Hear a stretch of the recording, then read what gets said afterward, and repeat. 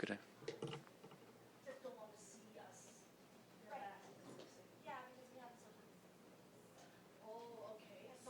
You have the X's.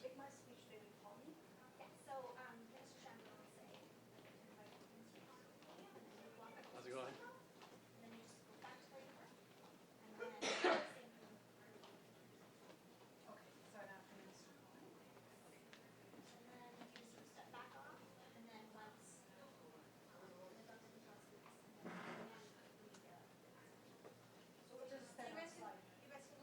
Yeah, come over here.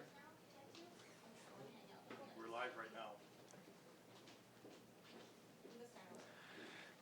Good afternoon, everyone. Welcome to today's update on COVID-19 in Alberta. With us today is the Minister of Health, Tyler Shandro, the Minister of Seniors and Housing, Josephine Pon, Jennifer McHugh, Chair of the Alberta Continuing Care Association, and Dr. Dana Hinshaw, Chief Medical Officer of Health for Alberta.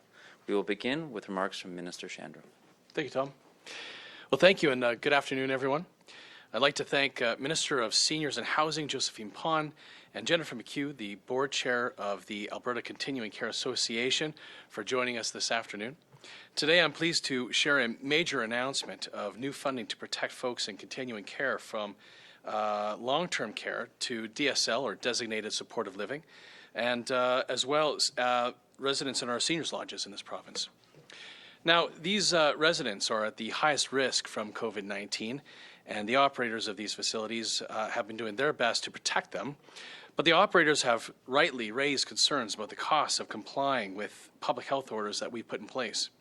So today I'm announcing funding of more than $14 million per month, or $170 million per year, to these operators. This funding, and this is important, will be retroactive to March 15th of this year. It will cover enhanced staffing as well as costs for cleaning supplies and loss of accommodation revenue due to vacant beds and rent freezes. And it's going to be maintained throughout all stages of Alberta's relaunch until the public health orders are lifted and the threat of COVID-19 is passed. More than 70% of COVID-19 deaths in this province are in our continuing care facilities. The reality is that these residents are vulnerable to the pandemic, and they'll continue to be until there is an effective vaccine to be found. And it's essential that we ensure these facilities have the tools and they have the resources that they need to protect their residents and their staff. Funding for extra staffing will support frontline staff, including RNs, registered nurses, LPNs, and as well our healthcare aides, or HCAs. And it will help augment staffing levels when healthcare workers are sick or self-isolating.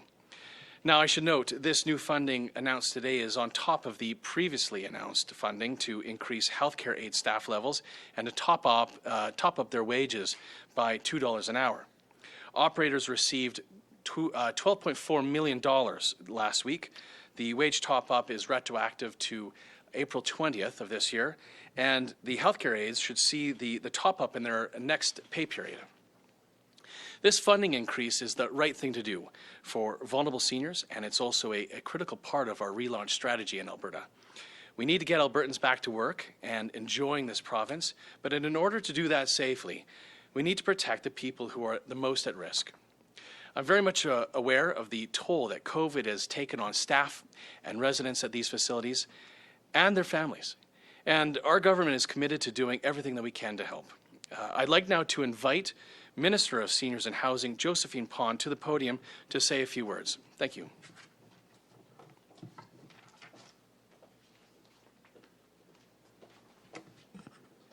Thank you, Minister.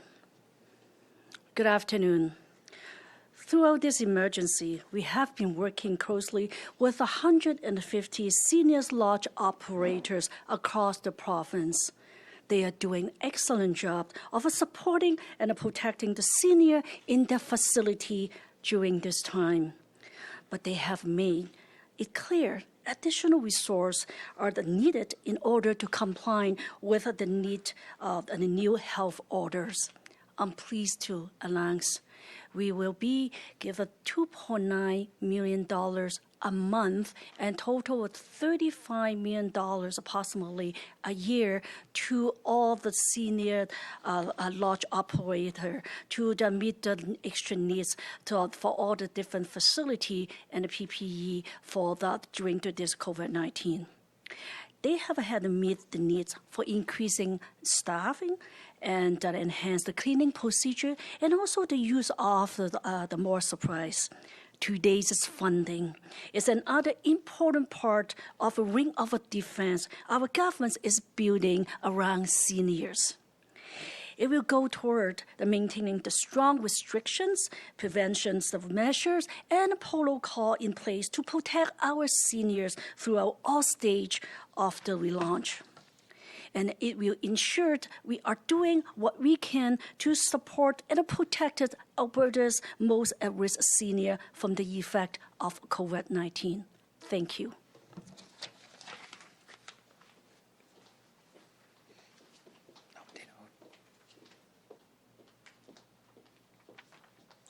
Good afternoon.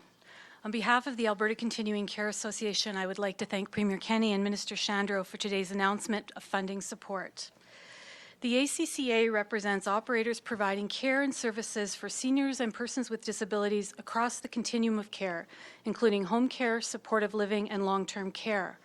Our members operate about 48% of the supportive living and long-term care capacity in Alberta.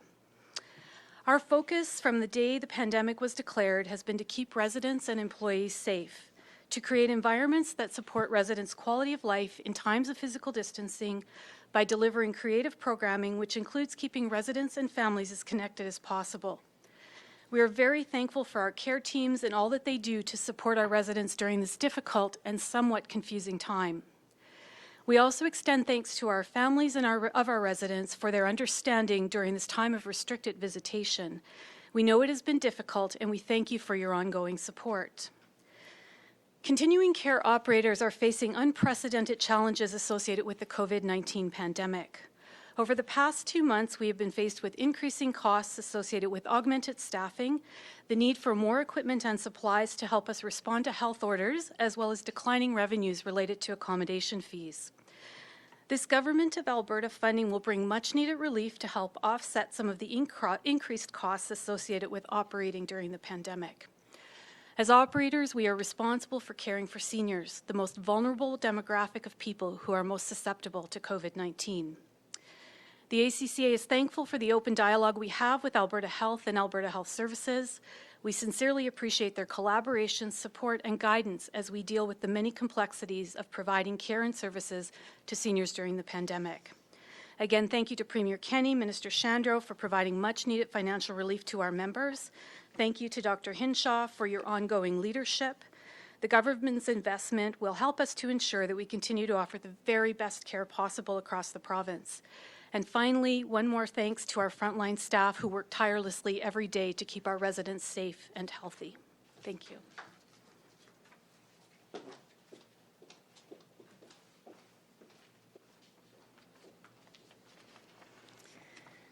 Good afternoon. Today, I am pleased to report 5,584 Albertans have recovered from COVID-19, leaving 1,004 active cases in the province. Currently, 61 people are hospitalized with COVID-19, with 8 of those admitted to ICUs. In the last 24 hours, out of 2,428 new test results, there were 33 new cases. I'm pleased to report there are no new deaths today. I want to inform you today of a new positive test result in a resident of Mackenzie Town long-term care. This resident was part of a group who had not previously had tests done and was being tested in a precautionary way, so it is not clear whether this is a new infection with the virus or shedding from a previous mild infection that was not identified earlier. The facility is working closely with Alberta Health Services to understand the implications of this result and what it means for their outbreak. While it is too early to see the full impact of relaunch, so far our case numbers in the province have held steady. We are not seeing any increase so far in numbers in Calgary and Brooks, and overall, as I mentioned, our cases are stable. We have now received results from just over 3,400 asymptomatic tests done in Calgary. Of these, 430 of those tests were done on close contacts of confirmed cases, and in that group there were 75 positive results. There were only 48 positive results in the remaining 3,000 people tested, showing that the likelihood of infection is much greater when there is a known exposure. Those who signed up for asymptomatic testing prior to Monday will be offered testing throughout this week. We need to remember that being safe while relaunching the economy can save lives. The virus is still with us, and we must do everything we can to prevent the spread at home, when we are out, and when we are at work. I want to remind you that working remotely where possible is still recommended until stage 2 of our relaunch. For businesses looking for information on how to protect their staff and the public, please consult the workplace guidance on the Alberta BizConnect website. Sector-specific guidance is available, and my team is working hard to develop more of these documents. A template is also available to help employers plan to reduce transmission risk in their businesses. At my last update on Friday, I said this plan was mandatory for businesses that are reopening at this time. After hearing feedback from many stakeholders, we have altered this requirement. Completing the template is now recommended but voluntary for all businesses. I apologize for any confusion this may have caused. We are working to determine the best course of action to keep case numbers low and support businesses in meeting the requirements to prevent spread of disease, while also not placing undue burden on struggling business owners. All businesses must have measures in place to prevent the spread of COVID-19. The planning template is one tool to help them determine what measures are appropriate for their workplace and communicate these measures to their staff and the public in a transparent way. I encourage businesses to use this tool to adapt guidance to their specific context. As we move into relaunch, we continue to learn more about the virus and about how other parts of the world are responding to this pandemic. I have received many questions about Sweden's approach, where the government put minimal stay-at-home or physical distancing orders in place. Instead, Sweden made recommendations for its people to take these steps wherever possible. I, too, have been following Sweden's experience. There are a few things to note about the impacts they have felt and the differences between Sweden and Alberta. First of all, more than half of all households in Sweden are single-person households. This means that distancing from others in daily life is much easier. In Alberta, less than a quarter of all households have only one person. Secondly, there have been restrictions in Sweden, such as capping gathering sizes at 50 people and closing high schools and post-secondary institutions. In addition, social distancing restrictions have been enforced where needed. For example, some restaurants have been required to close where distancing measures were not followed. Finally, Sweden's advice-based rather than regulatory approach came at some cost. As of yesterday, their toll was 3,698 deaths. That is 36 deaths per 100,000 in their population, which is 12 times Alberta's rate of 3 per 100,000 population. In addition, their ICU admission rate was 18 times Alberta's. For a more complete picture, we have posted a graph that compares the rates of cases and severe outcomes in Sweden and Alberta. You can find this information on the COVID-19 modeling page. Despite Sweden's less stringent approach, their economy has also shrunk in a similar way to neighboring countries who used much more aggressive containment measures. My point is not that there is one right or wrong way to deal with the pandemic, but rather that there are costs to every choice.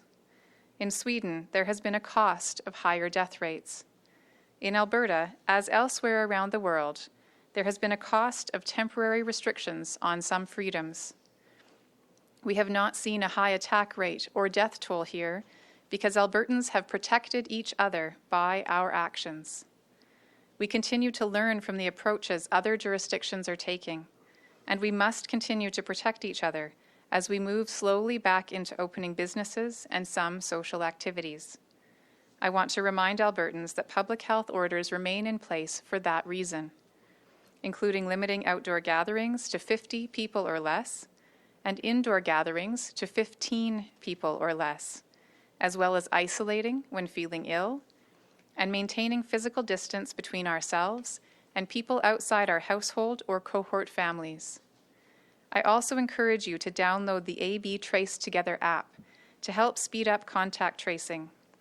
Last week, AHS identified the first COVID case who had the app, and information from it validated the contact tracing process. The more people who sign up, the more effective this tool will be. These actions continue to be necessary to prevent a surge in cases as we reopen our economy. I know we are all eager to return to normal, but as I have said, even as we resume some normal activities, we are not going back to the way our society was before the pandemic. We are moving forward while continuing to be cautious and taking all necessary steps to protect our most vulnerable family, friends, and neighbours. That is why I'm pleased to hear Minister Shandro's announcement of additional funding for continuing care operators. We need to continue to support the safety of residents and staff at these facilities. They face serious challenges in responding to the COVID-19 pandemic and complying with public health orders. The risk to continuing care residents is very real, and we cannot let up on the measures we're taking to protect them. There is no change to the visitor restrictions currently in place, and family and friends who wish to arrange outdoor visits must call ahead to arrange these. We must all continue to take precautions, staying home when ill, and acting responsibly when resuming some activities as restrictions are slowly lifted. I thank all Albertans for the sacrifices they have made to get us to this point. To continue moving forward, we must take measured steps. We must work together, and we must continue to support each other with kindness and compassion every step of the way. Thank you. We'll be happy to take questions. All right, we'll go to the phone now. Just a reminder that in addition to Dr. Hinshaw, we have Minister Shandro, Minister Pon, and Jennifer McHugh with the ACCA available for questions. Operator, could you put the first one through, please? First question is Julia Wong with Global News. Go ahead, Julia. Hi, this question is for Dr. Hinshaw, and maybe if the health minister wants to chime in as well. The Canada-U.S. border will remain closed for another month. How important is this closure? And what would you like to see either in terms of cases, hospitalizations, or screening before that border is reopened? So the Canada-U.S. border decision is a federal decision, and so certainly that's something that's been discussed on our special advisory calls. We know that the United States, like other countries, is still working to control the spread of disease, and so we have put in place a provincial order to require anyone from any destination internationally to be in quarantine for 14 days after they enter Alberta from outside the country. And that's certainly something that is going to be in place for the near future as, again, we see other countries around the world, including the U.S., having some difficulties with COVID-19 spread. So I don't know, Minister, if you want to add anything to that. Thank you. I would say this as well, that we have, as Dr. Hinshaw said, we have enhanced screening procedures at the airports, as well as processes at our airports to enhance the plans that folks have to be able to provide to us, not just to the CBSA when they land at the airports, to be able to also provide to our provincial public health folks as well, what their self-isolation plans are going to be. And so those enhanced measures that we put in place at our airports, we will also be soon, I think, being able to execute on our land border crossings as well. And so this is part of our relaunch strategy for us to be able to have enhanced measures at our airports, our international airports in Edmonton and Calgary, as well as the land border crossings. And I had a good conversation with Minister Haidu, the federal health minister, and she made a commitment to me that from the steps that we've taken as a province to be able to enhance what's happening at our airports and the land border crossing, that they want to work with us and collaborate to make sure that we're working together so that also when volumes increase at the airports or at the land border crossings, that we're going to be able to work with them to make sure that those enhanced measures won't be backing up some of that traffic. So thank you. Operator, could you put through the next question, please? Next is Michael King with Global News. Go ahead, Michael. Hi there, Dr. Hinshaw. We've heard your recommendations for places of worship when it comes to singing. We're wondering about choirs, like adult choirs, children's choirs, concert bands, marching bands, kind of Alberta's music community. What's your recommendation for them, and when can they get started again?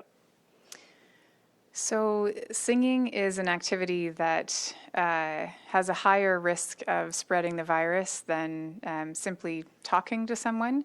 And so the restrictions that are on religious gatherings with respect to no group singing would apply to choirs as well. And certainly that's something we've been getting questions about then for things like concert bands with brass instruments or wind instruments, whether or not that poses a risk. And we're looking at those questions. I don't have an answer for bands or those who are playing instruments in a group together today, but we are trying to consider how we can use the best evidence available and provide recommendations to those groups. We know that music is an important part of many people's lives, and we want to make sure that we're giving the best evidence-based recommendations for how that can happen safely. Operator, could you put through the next question, please? Next is Madeline Smith with the Calgary Herald. Go ahead, Madeline. Hi there, Dr. Hinshaw. I'm just wondering about the outbreaks that we've seen in some of Calgary's homeless shelters. What's the status of those right now? And in terms of asymptomatic testing of some of the clients that were staying there, were there cases where asymptomatic people were found to have the virus, or was that not an issue in those settings? So the latest information that I have is that in Alpha House, there are 10 cases that have been identified, 5 of whom have recovered. And in the drop-in center in Calgary, there are another 10 cases, 2 of whom have recovered. And with respect to asymptomatic testing, in both of those locations, there was testing done of all those individuals who could potentially have come into contact with the cases. And there were very few cases that were identified through asymptomatic testing. I'll have to look up the number, but I know for the drop-in center, it was quite a small number, perhaps 2 that were identified through that testing. But we'll verify and get that number back to you. I bet the majority of the cases identified in those settings have had symptoms. Operator, could you put through the next question, please? Next is Rick Bell with the Calgary Sun. Go ahead, Rick. Good afternoon, Dr. Hinshaw. Just a quick question. This morning, the Premier was talking about that there's a decision made Friday on the Calgary Brooks, whether or not to go ahead with a full reopening for Phase 1. Now, I know it's early, it's only Tuesday afternoon, but from what you're seeing so far, very preliminarily, what are the chances for Calgary and Brooks to get a green light for a full Phase 1 reopening when you sit down and decide on Friday? How's it looking so far? So far the numbers are good. They're very stable, which is excellent. That's what I would want to see. I think the important thing to remember is that the incubation period is up to 14 days, but the average incubation period is in that 5 to 8 day range. So this week is going to be critical. We know the reopening happened on Thursday last week, and so we'll be able to provide a more accurate understanding of what the impact of that initial phase of opening has been by midweek. And so I expect over the next couple of days, as we see the daily case counts, that's what we're going to be looking to very, very closely. But certainly the numbers to date have been good, and I commend those in Calgary and Brooks who are taking the necessary measures, even as retail businesses have opened and some additional activities have opened, to continue to follow the public health measures to prevent transmission. And also those that have come forward to offer to be tested even though they have no symptoms. That also is going to help us get a better understanding of what kind of infection rate there is in the community. So again, I think the next few days will be critical, but so far the numbers are certainly stable and encouraging. All right, we've got time for 2 more questions. Operator, could you put the next one through, please? Next is Kevin Nimick with CTV Calgary. Go ahead, Kevin. Hi there. This is a question for Minister Shandro. Minister, we learned last week that pharmacists had been sent PPE, and then weeks went by, and they were sent another shipment of PPE from the government, and that second shipment came with a bill. And when their association reached out to your department, they were told they may be billed in the future or they may not be. So can you state for the record, will pharmacists be billed for essential PPE? And why is your department being so unclear about the billing procedure? Well, thank you.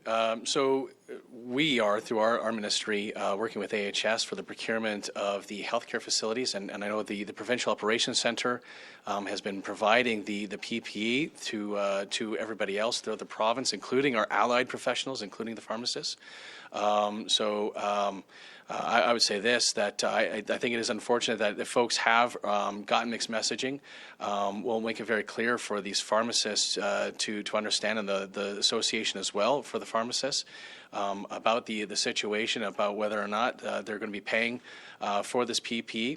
I commit that I will work with Minister Madhu and the Provincial Operations Centre to be able to give them a very clear answer on this. Operator, could you put through the final question, please? Final question is Tanya Faubert with the Rocky Mountain Outlook. Go ahead, Tanya. Hi, Dr. Hinshaw. I'm located in the community of Canmore, which is in the Bow Valley, surrounded by provincial parks. Many of the trailheads and amenities here that are popular are within the community's boundaries or on its doorsteps. You've moved from a message of stay at home to stay safe, and I'm wondering what work have you or your team done to assess or mitigate the additional risk residents of Canmore may be at as a result of Albertans, and in particularly Calgary residents, beginning to travel to this community over the past long weekend, a particularly busy time in this community. So I think that that question would be something that would be experienced by many residents who are close to Alberta's provincial parks, but also close to campgrounds. And what we've done with respect to the health messaging is make recommendations when people are traveling away from their home community, that they think about stocking up on supplies, whether that's groceries or fueling up their vehicles close to home, so that they're interacting within businesses that are close to where they live. Again, we're in still the early phases of the relaunch, so that messaging is a cautious approach to trying to have people do most of their interacting in those regions where they live, but really wanting to, again, encourage Albertans to take on that responsibility and making sure that they're keeping themselves and each other safe. And so with respect to the enforcement of the distancing measures in provincial parks, that's something that I haven't been told that there were significant issues on the weekend, so that's something I can follow up on and find out if that was something where there were concerns that were seen, but that hasn't been reported to me so far. Certainly if that's something, there were certain things that were seen in Canmore that the citizens there are concerned about that not being safe, then I would encourage people to report that to either, if it's part of the provincial park system, to Environment and Parks, or if it's something that's happening within the town that they're seeing with respect to businesses perhaps operating in unsafe ways, then Alberta Health Services does have a complaints reporting process on their Environmental Public Health website, and there is a link to that complaint reporting process from the alberta.ca COVID website. So if there are specific locations or specific incidents where people are feeling unsafe, then I would encourage people to report those concerns so they can be investigated. But in general, again, with relaunch, we have to all be in this together. We have to be supporting each other to make the right decisions and reminding each other of the importance for this collective protective effort to keep each other safe. Thanks for joining us, everyone. The next update with Dr. Hinshaw will be on Thursday afternoon.